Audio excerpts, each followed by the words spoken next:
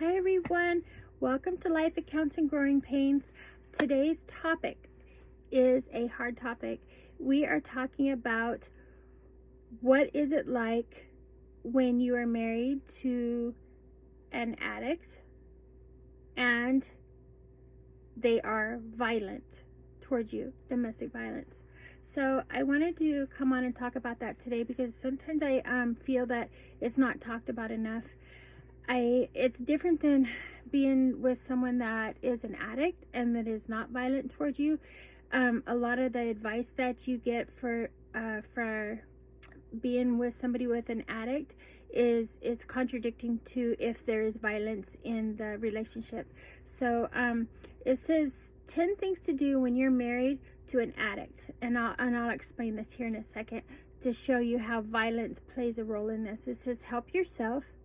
Okay, that's helpful. Educate yourself on addiction. Yes. Detach with love. But when there's violence, that's hard to do or almost impossible. Not impossible, but very hard to do. Avoid blame. I believe that works whether there's violence or not in the relationship. Be consistent with boundaries. That kind of goes out the window when there's violence. Don't isolate. That kind of goes out the window when there's violence. Practice self-care. That kind of goes out the window when there's violence. Stage an intervention and prepare for rocky roads. And know when it's time to leave. Preparing for an intervention is also hard to do when there's violence, because usually when there's violence, there is isolation. So staging an intervention is different. It's hard. And prepare for rocky roads. So, and know when to leave. And sometimes that's even harder than what it is. So, what do we need to do? First of all, when you see red signs before the relationship gets too bad, or just signs. Don't think it's like it's a carnival and red signs means yay, you know what I mean? Like flags. Those are actual red signs you really need to consider and think about, warning signs, because if you avoid them, then you're hurting yourself in the long run, right? And don't be blind by it. And I know it's easier said than done, because it's like, oh, if this or if that. This is one tip that my mom told me, and I share with you. She's like, you cannot make someone mad. And you can't make somebody mad. You can't make somebody this. They choose, right? They can walk away. They choose. So, just something to think about. So, helping yourself. How can you help yourself when you're in a relationship with an addict? Yes, educate yourself on it.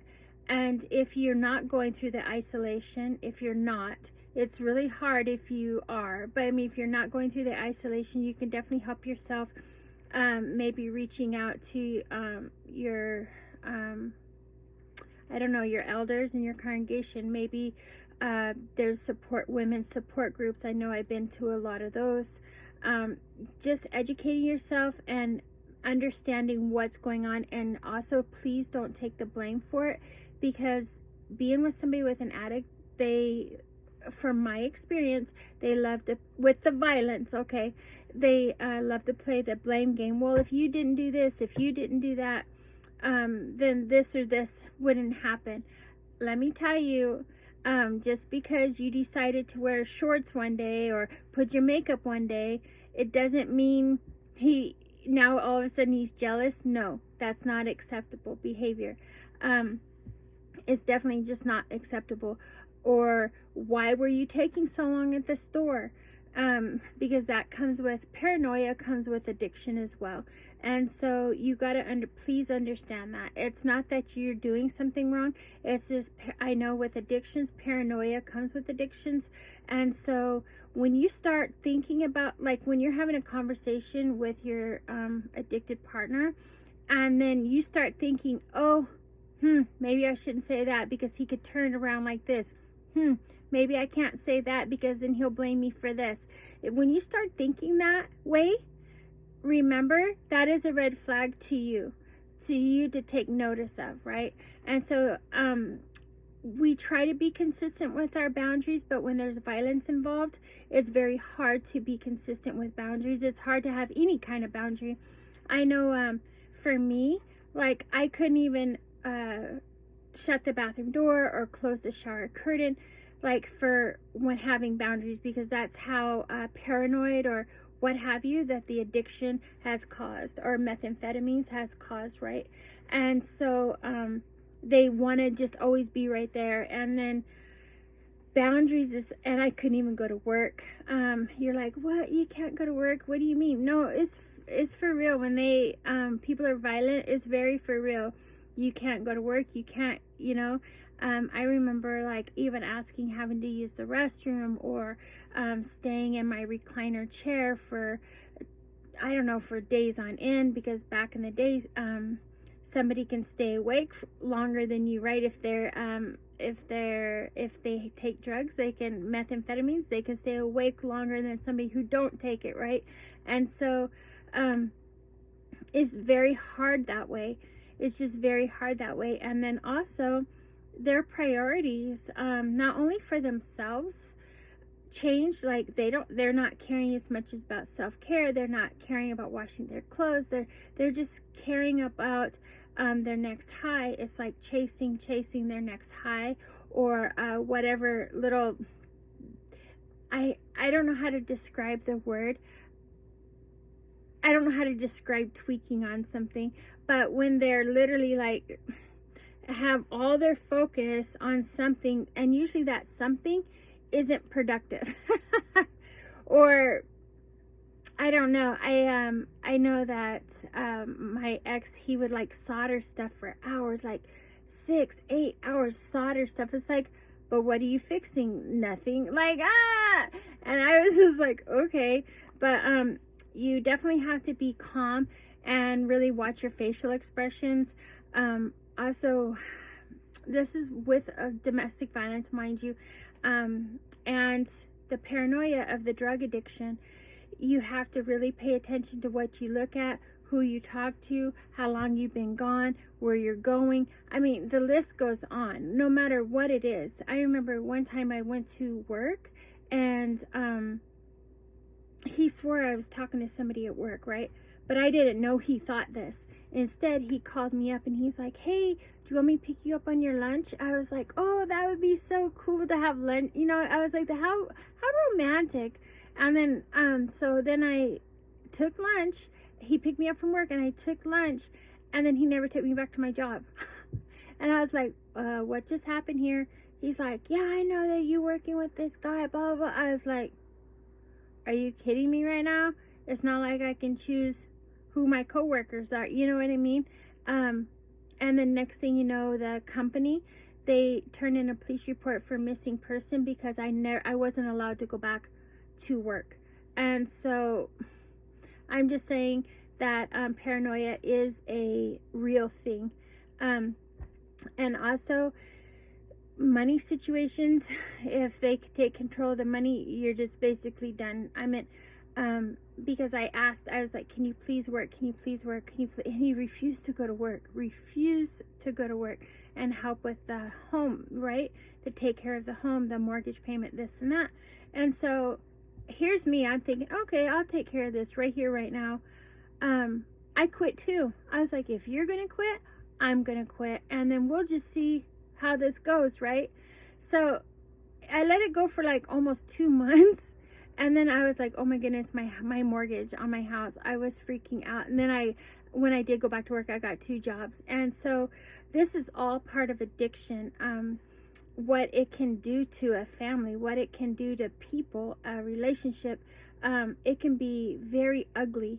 I don't know why I wanted to bring this video to you. I just felt like some things need to be awareness, perhaps, you know, and some things need to be shared.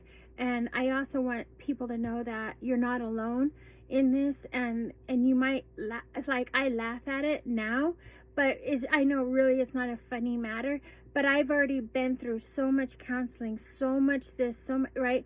So I'm able now in the journey I'm in, healing journey that I'm in, I can look back and it's not a like ha ha laugh, but it's like, man, I couldn't believe. Where was my senses? Where was my thinking ability? Where was this? What was going on with me? That's why I kind of like, I laugh, but it's like a more nervous laugh, or figure out how to, it's just part of how I heal, right? And so, but that is why I'm bringing this video to you, because I want you to know that you're not alone when it comes to domestic violence and to addiction, having a partner with addiction. And if you can stage an intervention with your loved one, I really encourage you to do so. It can be very hard. It can be very hard, but you need outside support, because let me tell you, you cannot do it alone. You cannot do it alone. Also, it says, prepare for rocky roads. I really remember trying to prepare for rocky roads because I have diabetes as well. And all I could think of for my preparation for rocky roads is like, okay, if something happens, I need to always have my insulin on me, right? Because back then it wasn't an insulin pump, it was just a vial and syringe. So I would put those, because you just never know if he just takes your purse, right?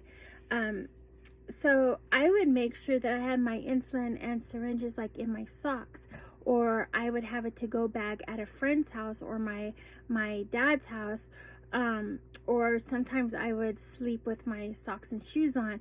And but I wasn't allowed to turn off the light, but I could sleep with my socks and shoes on, so that was really good. Or I would put my driver's license outside somewhere, off the, like, I don't know, toward the roadway, but somewhere still on our yard, right? Under a rock or something. And so I can come back for it later. Extra keys, figure out where your titles are. Just being prepared for yourself if something all else fails. And taking time for yourself and taking a step back, you're not being selfish. Even though they may think like, I don't know, addiction is so hard because everybody's journey is different, right? And everybody's, I hate to say tweak is different, and everybody's temperament is different. But I just know that you need to take care of yourself, and they will, but don't try to change them, because it's all you're going to do is wear yourself down. So save yourself the energy and don't try to change them. They will change on their own if they want to change, mind you, if they want to change. So I don't know, I just want to bring this video to you, and if you have any stories like mine, or any kind of things you'd like to share, or in this video, or if you want to see a different video, let me know and I'll do some research on it and I can bring it to the audience, because this is Life Accounts and Growing Pains, and we are not afraid about talking about hard topics, or nothing's taboo on this channel. So all right everyone, I will see you on the next video. Thank you for listening. Have a great day everyone.